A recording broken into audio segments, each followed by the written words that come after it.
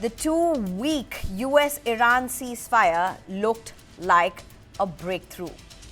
It appeared to do what the world had been desperately hoping for: stop direct escalation between Washington and Tehran, reduce the threat of wider regional war, and reopen the Strait of Hormuz, one of the world's most critical energy choke points. But even before ink on that truce had dried, one front began to unravel it almost immediately: Lebanon. Israel launched its deadliest strikes on Lebanon since the conflict with Hezbollah began last month. It reportedly fired over 100 missiles in 10 minutes, killing more than 250 people after the Iran-backed terror group resumed rocket fire on northern Israel following a brief pause.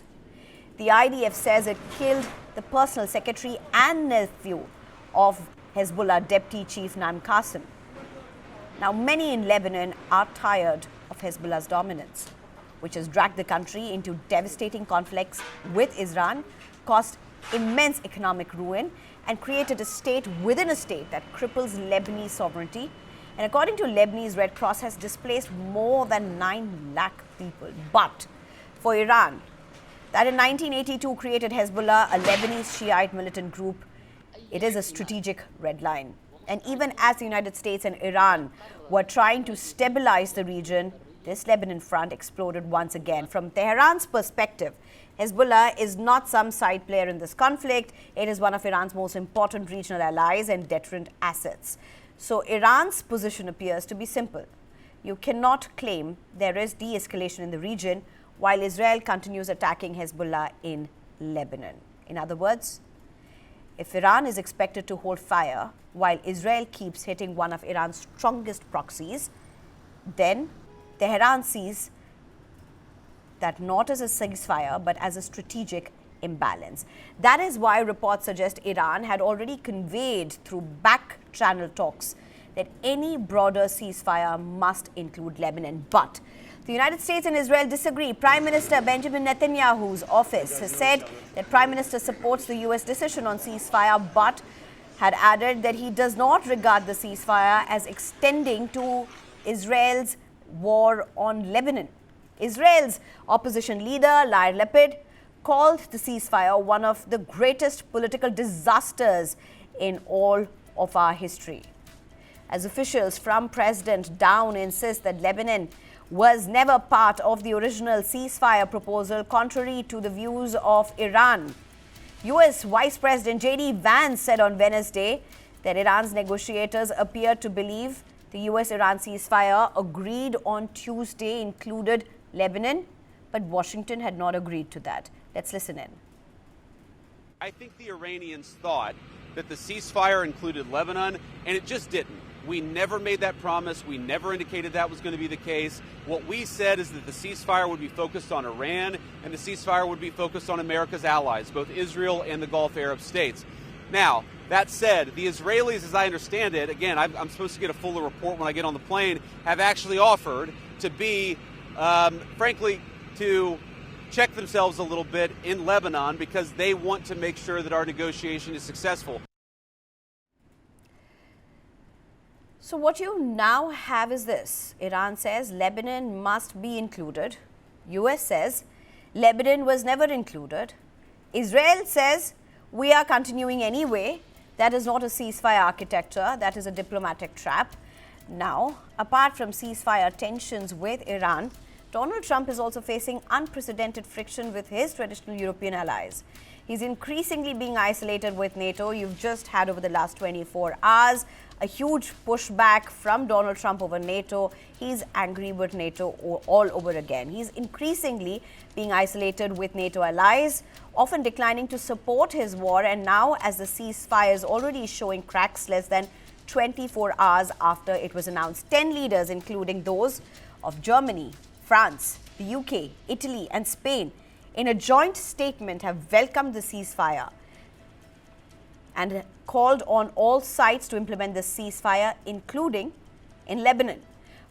The France President Emmanuel Macron welcomed the ceasefire but called for Lebanon, a former French protectorate, to be included in the deal. Spain's Prime Minister Pedro, who has been the most outspoken Western critic of Donald Trump's war in Iran, issued a typically blunt alert saying Israeli Prime Minister Benjamin Netanyahu's contempt for life and international law is intolerable. Spain's Foreign Affairs Minister Jose Manuel has said yesterday we saw how Israel, flouting the ceasefire and in violation of international law, dropped hundreds of bombs on Lebanon on the very day the ceasefire came into effect. Australian Prime Minister Anthony Albanese has said we want to seek peace in this region and it will make a difference. And I know that many Australians are concerned about the events that are occurring in Lebanon. This is a matter not just of where the impact is, but the impact that is having right around the world. Let's listen in. That this is an important step forward. Of course, it is a fragile peace, but we want it to lead to an agreement. The Australian government also firmly believes that this has to apply to Lebanon as well. We want to see peace in this region, and it will make a difference. And I know that many Australians are concerned about the events that are occurring in Lebanon. This is a matter of not just the impact there, but the impact that it's having right around the world. United Kingdom Foreign Secretary Cooper has said Israel's attack on Lebanon were deeply damaging and Britain wants to see Lebanon included in the ceasefire. So what are we looking at? How much of a challenge really is the entire Israel-Hezbollah chapter to the very delicate, fragile ceasefire? That's really what we are going to be looking at tonight. I'm being joined by Ambassador Prabhu Dayal, former Indian diplomat, Major General Sudhakar Ji, defense and geopolitics expert, as well as Adit Kothari, who's a foreign affairs and geopolitical expert. Thank you very much, all three of you, for joining me. Well, first to you, Prabhu Dayal, at this point. Ambassador, the first question that anybody would really ask, what is this really turning into? For two simple reasons. One, you have US and Israel increasingly being isolated. You have more and more countries that originally were their allies now demanding a very simple thing, that Lebanon must be included in the ceasefire. What does this mean? Is this a new world order emerging? Well, Neha, first of all, thanks for having me on your show. I think you have very wonderfully summed up the scenario, and you have asked this very pertinent question. Is the United States being isolated vis-a-vis its earlier allies? And then, of course, how are things now unfolding? And is the scenario going, is the ceasefire going to hold? Now, let me mention that the United States was already finding itself being distant from the position of the allies, particularly in the European Union. Now, these allies have very strongly come forward and pointed out that Lebanon must be part of the ceasefire because due to the Israeli pressure, America has chosen to keep Lebanon out. Now, can Lebanon be kept out? And this pertains to your second question, which relates to whether such a ceasefire can hold. Neha, I don't think that Iran can possibly agree to keep Lebanon out of the ceasefire arrangement because there is a very intrinsic, a very deep bond between the Hezbollah and Iran. You know, the Hezbollah is sometimes referred to as a proxy of Iran, as also the Houthis and Hamas. You know, where the Hezbollah is concerned, there is a much greater relationship. And this is because of the fact that not only are there many IRGC commanders and senior people who are involved in the training of the Hezbollah, but there are also reports that many of the IRGC cadres are part of the Hezbollah fighting force. So in other words, there is a very fundamental and deep-seated relationship between between Iran and the Hezbollah. So if Israel wants that there should be a ceasefire, but it should exclude the Hezbollah. In other words, it should not apply to Lebanon. Then I don't think that's going to work, because Iran has already made it very clear that any ceasefire arrangement must include the Lebanese area and also, of course, the Hezbollah. And while the United States has said that though Iran included this in its 10 points, it had been told that the ceasefire would not apply to Lebanon, the fact remains that you cannot realistically think of a ceasefire by keeping Lebanon and therefore the Hezbollah out of it. Right. Major General Sudhakar ji, this seems to be one of the deadliest strikes on Lebanon, on Hezbollah. At least what's happened over the last few hours.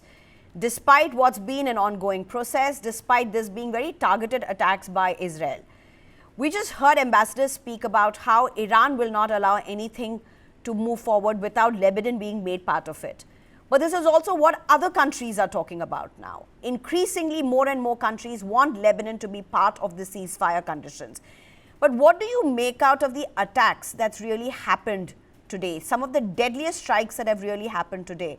This is not signs of a country wanting to stop. This is not signs of Israel wanting to stop at any point right now.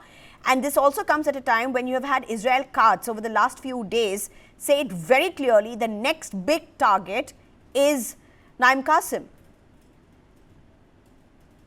Yeah, Sneha, good evening. Thank you for taking me for your show. And my very sincere compliments to distinguished co-panelists. You have very limited time, otherwise I would have taken the pleasure of explaining things. In your question, there are subparts, but very briefly, let me just touch the ballpark points of the first. Who are Hezbollahs? Hezbollahs came into existence in 1982. How did they come to existence? Okay, it is because of the Israelis' invasion in the year 1978. Why did Israel invade southern Lebanon? They invaded because there were sporadic attacks from militia, some people. Nobody knew. There were fears of people crossing Litani River and coming onto the northern portion of Israel. So what did happen? By the time Hezbollah assumed some kind of identity, it was 1985. And thereafter, you check up the statistics, I don't think I'm wrong, Iran has consistently funded Hezbollah to the tune of $2 billion, not less, $2 billion per year. How they got, where they got it from, that's a matter of details. Oil is the only source, to my understanding. So I presume that it is the oil money kept on getting funded. The axis of resistance that we talk of, whether it is Hamas came into existence in 1987. The first force of resistance to actually push back Israelis south of Litani River, because they were against any kind of Islamic revolutionary activity taking place. They were against the Western. The Hezbollah was primarily fighting against the expansion of the Western value system in Lebanon, and they were denying the practice of the radical Islam. That is why the Hezbollah was created by none other than Iran. So that is the grassroots, the umbilical cord which connects Iran with Hezbollah. That has to be very, very clear. Second thing, you raised a point in your question with regard to the staying power of the ceasefire. Now let's understand there is already a ceasefire existing from 27 November 2024. Post 7th October 2023, after the Hamas attacked the IDF and the veterans, there is a ceasefire in existence. That ceasefire, although has been violated several times by both the multiple stakeholders, Hezbollah and also Israel. So the issue has to be understood. Consequent to the ceasefire or before the ceasefire, the Hezbollah is to come and occupy, they is to cross Litani River. There are crossing places. They used to come to the southern portion of Litani River. It's a gap of distance of around approximately 25 to 30 kilometers from the border of Israel. After the ceasefire, after lots of persistent effort by multiple stakeholders, the Hezbollahs have been pushed back north of Litani River.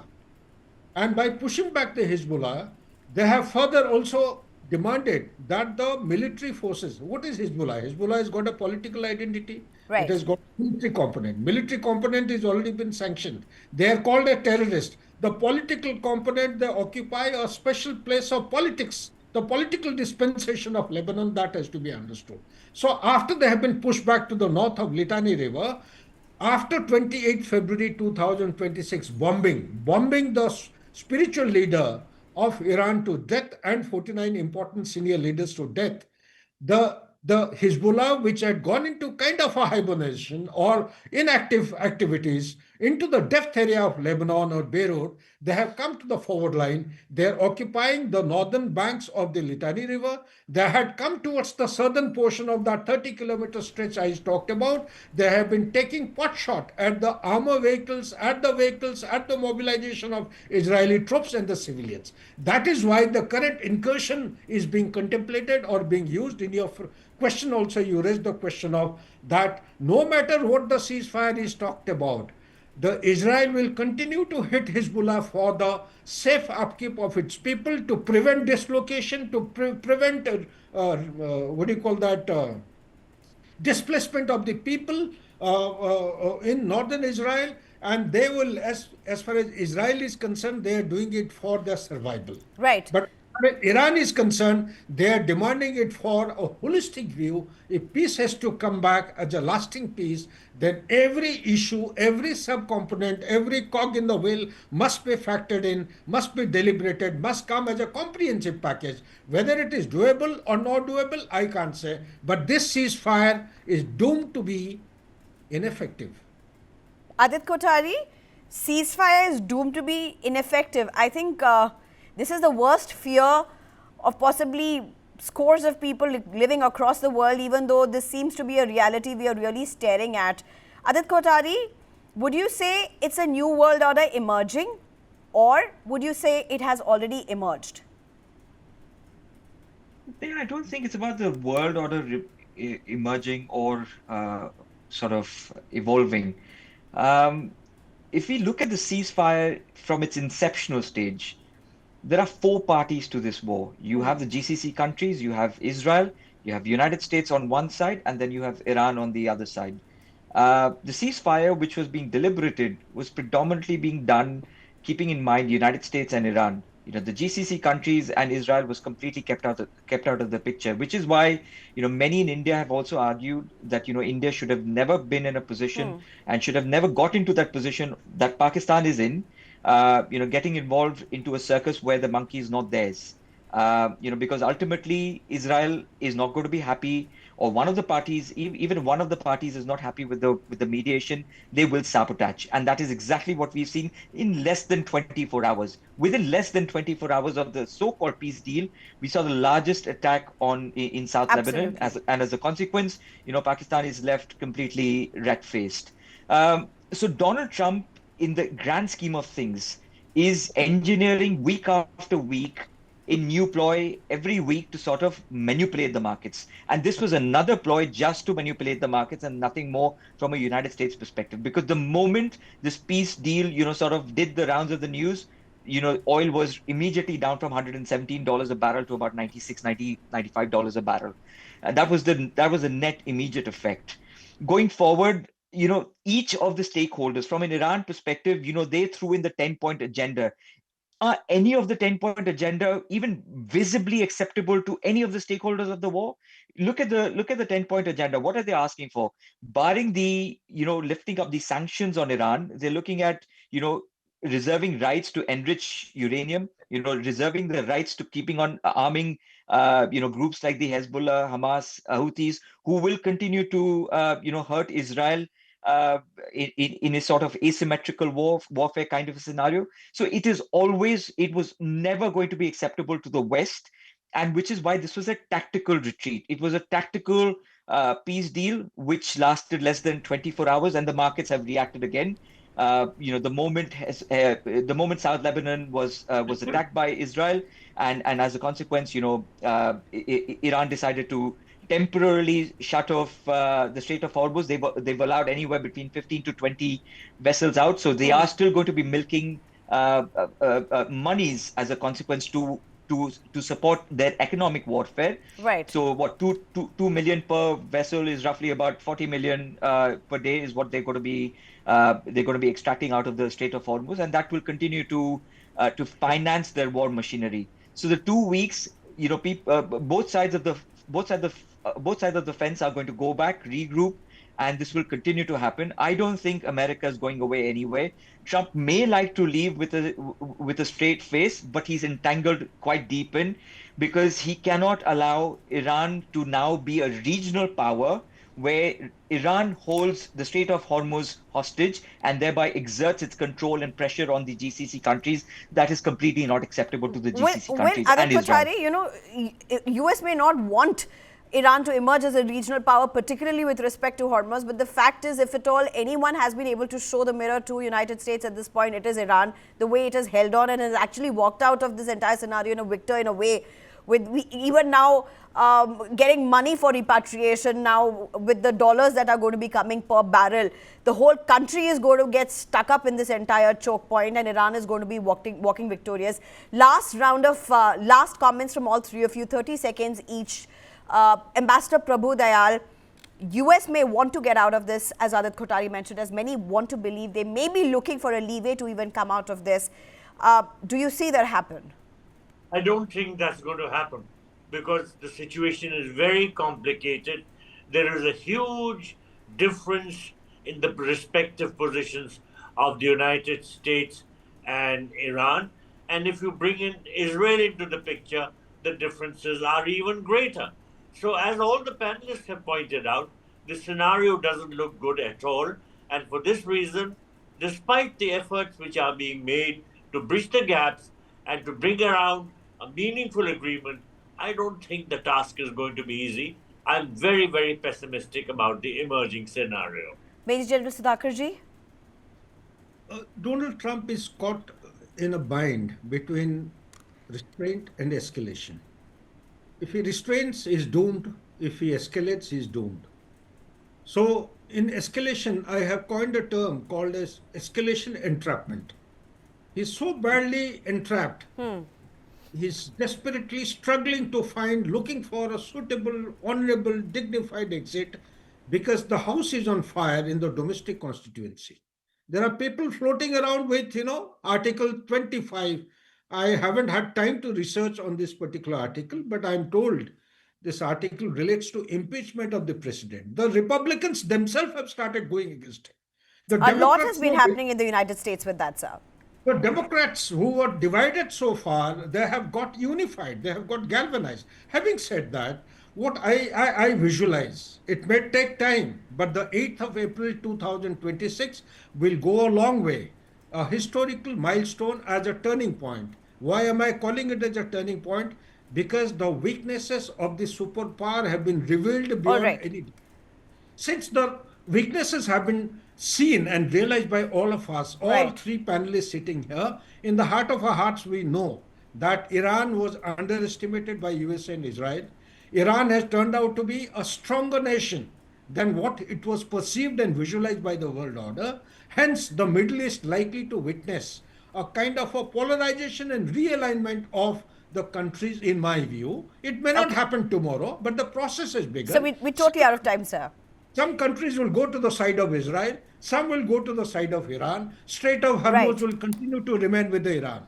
Right. Adit Kothari, a lot that's being said about Trump, even you have said about it. What would you talk about Israel at this point? Right now, it also seems completely unhinged. So look, Israel has disproportionate amount of influence on American war policy, and for them, Iran's existence and their ability to finance and provide patronage to Hezbollah, Hamas, and the Houthis is completely, it's not acceptable. and which is why they are not going to allow that to happen, which is why I'm saying this is not an IPL game, or this is not a game of cricket where there is only 2 innings. This is a full-blown boxing game where there are a number of rounds, and we've only seen round 1 where Iran has gone all pounding and America is just defending itself. So we have to wait for the rest of the rounds to play out to see who actually loses there, who actually goes fatigue first. I think if that's round 1, somewhere around the round 2 has also started, and it's possibly, how we started the show, about a lot of nations now speaking out very strongly, being very outspoken about their stand with respect to US and Israel. And I think a lot more nations are going to be pushed to that. But how much of that will really be effective in drawing curtains or in curtailing the damage is something that we'll obviously have to see. But Ambassador Prabhu Dayal, Major General Sudhakarji, as well as Adit Kothari, thank you very much for your time. Thank you.